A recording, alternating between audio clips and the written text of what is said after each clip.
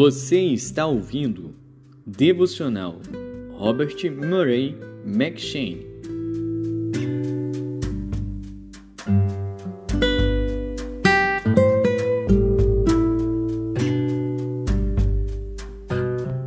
Êxodo.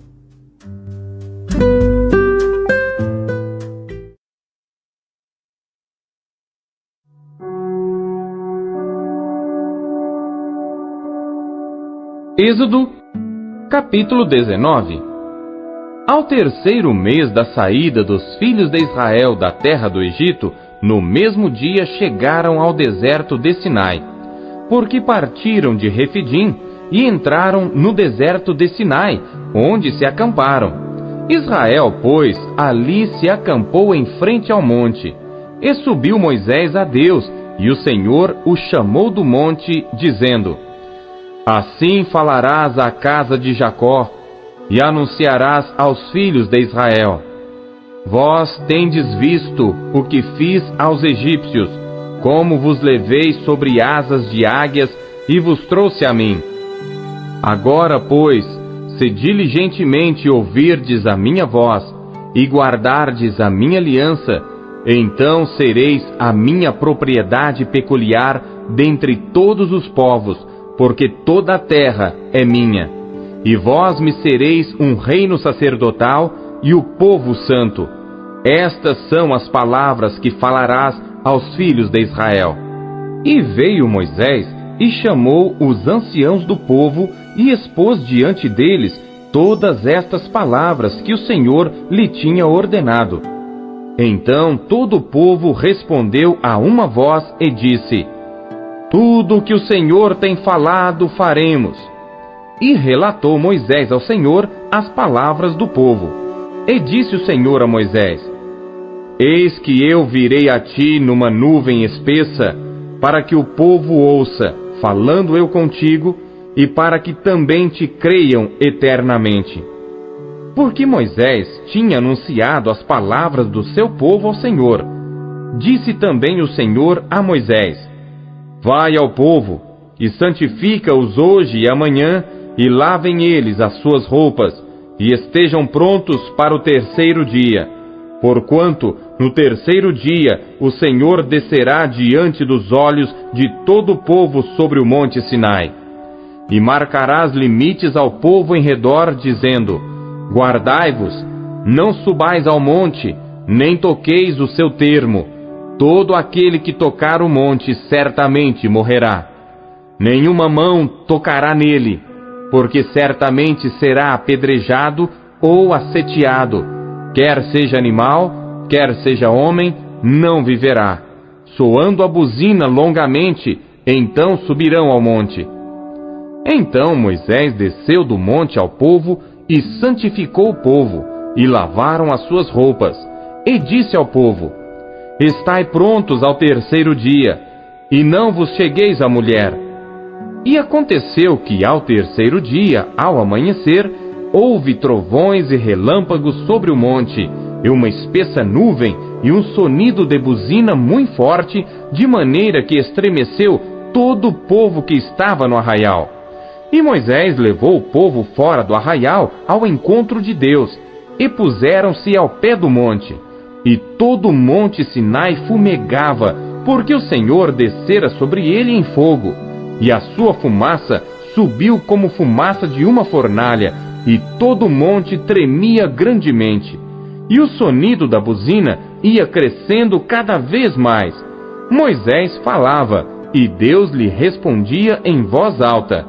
E descendo o Senhor sobre o monte Sinai, sobre o cume do monte, chamou o Senhor a Moisés ao cume do monte, e Moisés subiu.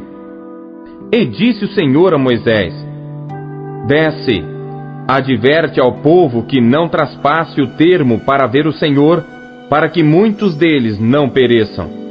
E também os sacerdotes que se chegam ao Senhor se hão de santificar, para que o Senhor não se lance sobre eles. Então disse Moisés ao Senhor: O povo não poderá subir ao monte Sinai, porque tu nos tens advertido, dizendo: marca termos ao redor do monte e santifica-o. E disse-lhe o Senhor: Vai, desce, depois subirás tu e Arão contigo. Os sacerdotes, porém, e o povo não traspassem o termo para subir ao Senhor, para que não se lance sobre eles. Então Moisés desceu ao povo e disse-lhe isto: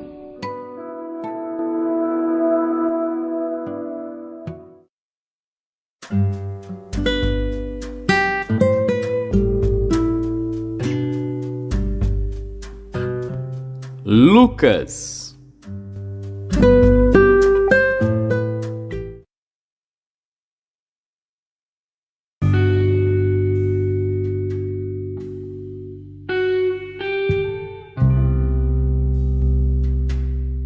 Capítulo 22.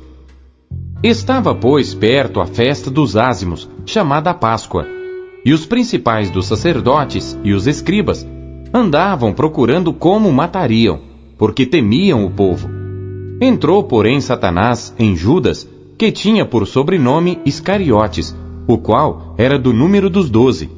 E foi e falou com os principais dos sacerdotes e com os capitães de como lhe entregaria, os quais se alegraram e convieram em lhe dar dinheiro. E ele concordou, e buscava oportunidade para lhe entregar sem alvoroço.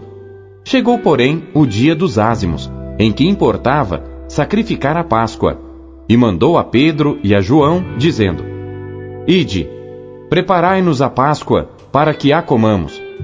E eles lhe perguntaram: Onde queres que a preparemos? E ele lhes disse: Eis que quando entrardes na cidade, encontrareis um homem levando um cântaro de água.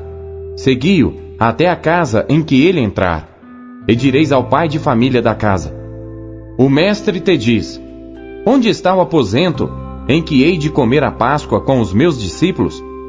Então, ele vos mostrará um grande cenáculo mobilado. Ali fazei preparativos. E indo eles, acharam como lhes havia sido dito, e prepararam a Páscoa. E chegada a hora, pôs-se à mesa, e com ele os 12 apóstolos. E disse-lhes: Desejei muito comer convosco esta Páscoa, antes que padeça. Porque vos digo que não a comerei mais, até que ela se cumpra no reino de Deus. E tomando o cálice, e havendo dado graças, disse: Tomai-o, reparti-o entre vós. Porque vos digo que já não beberei do fruto da vide, até que venha o reino de Deus. E tomando o pão, e havendo dado graças, partiu-o e deu-lhe, dizendo: Isto é o meu corpo, que por vós é dado. Fazei isto em memória de mim. Semelhantemente, tomou o cálice depois da ceia, dizendo: Este cálice é o novo testamento no meu sangue, que é derramado por vós. Mas eis que a mão do que me trai está comigo à mesa. E na verdade o Filho do Homem vai segundo o que está determinado. Mas ai daquele homem por quem é traído. E começaram a perguntar entre si qual deles seria o que havia de fazer isto. E houve também entre eles contenda sobre qual deles parecia ser o maior. E ele lhes disse: Os reis dos gentios dominam sobre eles, e os que têm autoridade sobre eles são chamados benfeitores. Mas não sereis vós assim. Antes o maior entre vós seja como o menor, e quem governa como quem serve. Pois qual é maior? Quem está à mesa ou quem serve? Porventura não é quem está à mesa? Eu, porém, entre vós, sou como aquele que serve. E vós sois os que tendes permanecido comigo nas minhas tentações. E eu vos destino o reino, como meu Pai me destinou, para que comais e bebais à minha mesa no meu reino, e vos assenteis sobre tronos, julgando as 12 tribos de Israel. Disse também o Senhor: Simão, Simão, eis que Satanás vos pediu para vos cirandar como trigo. Mas eu roguei por ti, para que a tua fé não desfaleça. E tu, quando te converteres, confirma teus irmãos. E ele lhe disse: Senhor, estou pronto a ir contigo até a prisão e a morte. Mas ele disse: Digo-te, Pedro, que não cantará hoje o galo, antes que 3 vezes negues que me conheces. E disse-lhes: Quando vos mandei sem bolsa, alforge ou alparcas, faltou-vos porventura alguma coisa? Eles responderam: nada. Disse-lhes, pois: mas agora, aquele que tiver bolsa, tome-a, como também o alforge. E o que não tem espada, venda a sua capa e compre-a. Porquanto vos digo, que importa que em mim se cumpra aquilo que está escrito. E com os malfeitores foi contado. Porque o que está escrito de mim terá cumprimento. E eles disseram: Senhor, eis aqui 2 espadas. E ele lhes disse: basta. E saindo, foi como costumava para o Monte das Oliveiras, e também os seus discípulos o seguiram. E quando chegou àquele lugar, disse-lhes: orai para que não entreis em tentação. E apartou-se dele cerca de 1 tiro de pedra, e pondo-se de joelhos, orava, dizendo: Pai, se queres, passa de mim este cálice. Todavia não se faça a minha vontade, mas a tua. E apareceu-lhe um anjo do céu que o fortalecia. E posto em agonia, orava mais intensamente. E o seu suor tornou-se em grandes gotas de sangue, que corriam até ao chão. E levantando-se da oração, veio para os seus discípulos, e achou-os dormindo de tristeza. E disse-lhes: por que estáis dormindo? Levantai-vos e orai, para que não entreis em tentação. E estando ele ainda a falar, surgiu uma multidão. E um dos 12, que se chamava Judas, ia diante dela, e chegou-se a Jesus para o beijar. E Jesus lhe disse: Judas, com um beijo traz o Filho do Homem? E vendo os que estavam com ele o que ia suceder, disseram-lhe: Senhor, feriremos a espada? E um deles feriu o servo do sumo sacerdote e cortou-lhe a orelha direita. E respondendo Jesus, disse: deixai-os, basta. E tocando-lhe a orelha, o curou. E disse Jesus aos principais dos sacerdotes e capitães do templo e anciãos que tinham ido contra ele: saístes como a um salteador com espadas e varapaus? Tenho estado todos os dias convosco no templo, e não estendestes as mãos contra mim. Mas esta é a vossa hora, e o poder das trevas. Então, prendendo-o, o levaram, e o puseram em casa do sumo sacerdote. E Pedro seguia-o de longe. E havendo-se acendido fogo no meio do pátio, estando todos sentados, assentou-se Pedro entre eles. E como certa criada, vendo-o estar assentado ao fogo, pusesse os olhos nele, disse: este também estava com ele. Porém ele negou-o, dizendo: mulher, não o conheço. E um pouco depois, vendo o outro, disse: tu és também deles. Mas Pedro disse: homem, não sou. E passada quase 1 hora, um outro afirmava, dizendo: também este verdadeiramente estava com ele, pois também é galileu. E Pedro disse: homem, não sei o que dizes. E logo estando ele ainda a falar, cantou o galo. E virando-se o Senhor, olhou para Pedro. E Pedro lembrou-se da palavra do Senhor, como lhe havia dito: antes que o galo cante hoje, me negarás 3 vezes. E saindo Pedro para fora, chorou amargamente. E os homens que detinham Jesus zombavam dele, ferindo-o. E vendando-lhe os olhos, feriam-no no rosto, e perguntavam-lhe, dizendo: profetiza, quem é que te feriu? E outras muitas coisas diziam contra ele, blasfemando. E logo que foi dia, ajuntaram-se os anciãos do povo, e os principais dos sacerdotes, e os escribas, e o conduziram ao seu concílio, e lhe perguntaram: és tu o Cristo? Dize-no-lo. Ele replicou: se vô-lo disser, não o crereis. E também se vos perguntar, não me respondereis, nem me soltareis. Desde agora o Filho do Homem se assentará à direita do poder de Deus. E disseram todos: logo és tu o Filho de Deus? E ele lhes disse: vós dizeis que eu sou. Então disseram: de que mais testemunho necessitamos? Pois nós mesmos o ouvimos da sua boca.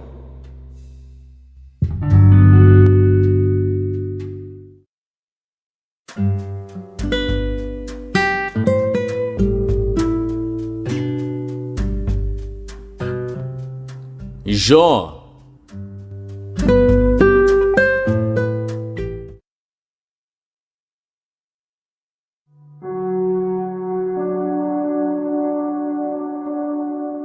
Jó, capítulo 37. Sobre isto também treme o meu coração e salta do seu lugar. Atentamente ouvi a indignação da sua voz e o sonido que sai da sua boca. Ele o envia por debaixo de todos os céus e a sua luz até aos confins da terra. Depois disto ruge uma voz. Ele troveja com a sua voz majestosa e ele não os detém quando a sua voz é ouvida. Com a sua voz troveja Deus maravilhosamente. Faz grandes coisas que nós não podemos compreender.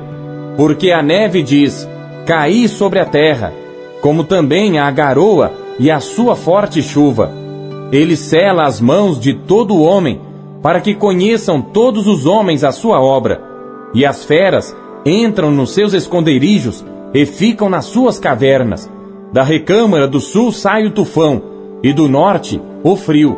Pelo sopro de Deus se dá a geada, e as largas águas se congelam. Também de umidade carrega as grossas nuvens, e esparge as nuvens com a sua luz. Então elas, segundo o seu prudente conselho, se espalham em redor, para que façam tudo quanto lhes ordena sobre a superfície do mundo na terra. Seja que por vara, ou para a sua terra, ou por misericórdia as faz vir. A isto, ó Jó, inclina os teus ouvidos, para e considera as maravilhas de Deus. Porventura, sabes tu como Deus as opera e faz resplandecer a luz da sua nuvem? Tens tu notícia do equilíbrio das grossas nuvens e das maravilhas daquele que é perfeito nos conhecimentos? Ou de como as tuas roupas aquecem, quando do sul acalma sobre a terra? Ou estendeste com ele os céus que estão firmes como espelho fundido? Ensina-nos o que lhe diremos, porque nós nada poderemos pôr em boa ordem por causa das trevas. Contar-lhe-ia alguém o que tenho falado? Ou desejaria um homem que ele fosse devorado? E agora, não se pode olhar para o sol que resplandece nas nuvens, quando o vento, tendo passado, o deixa limpo.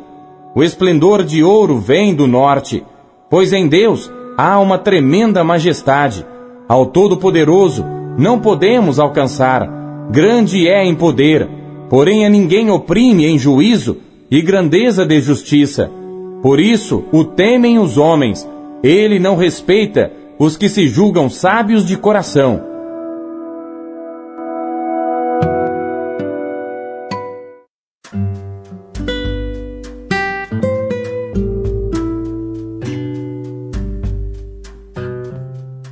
Segundo Coríntios.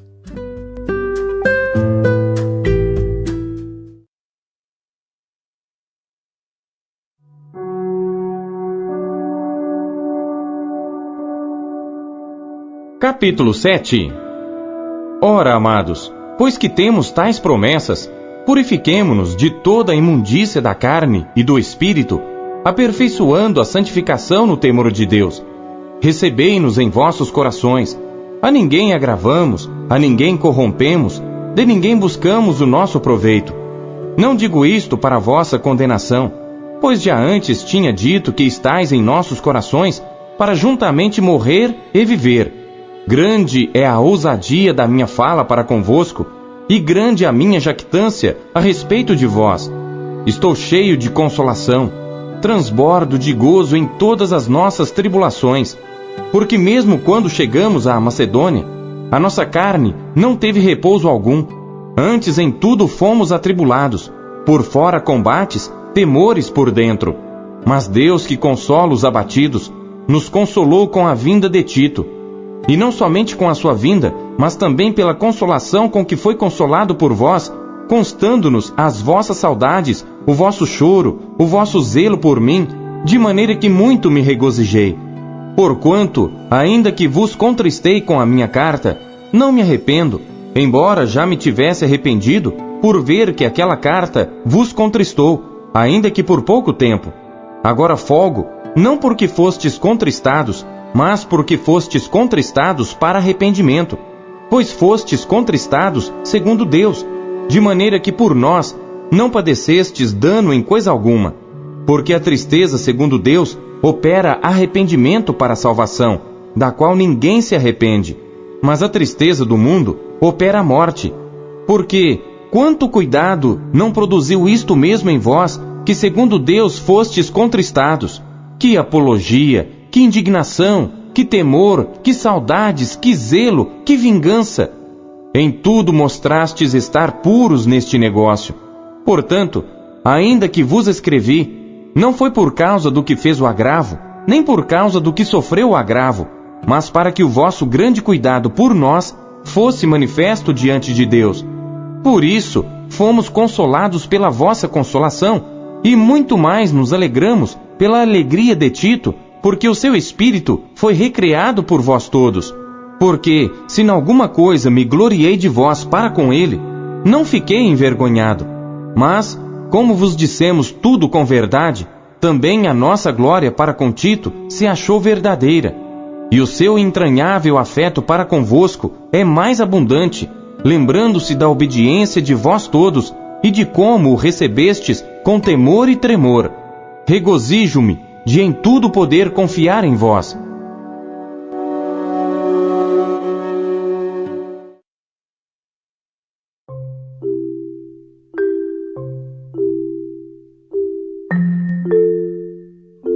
Não se contente em apenas ler a Bíblia. Busque encontrar Deus nela.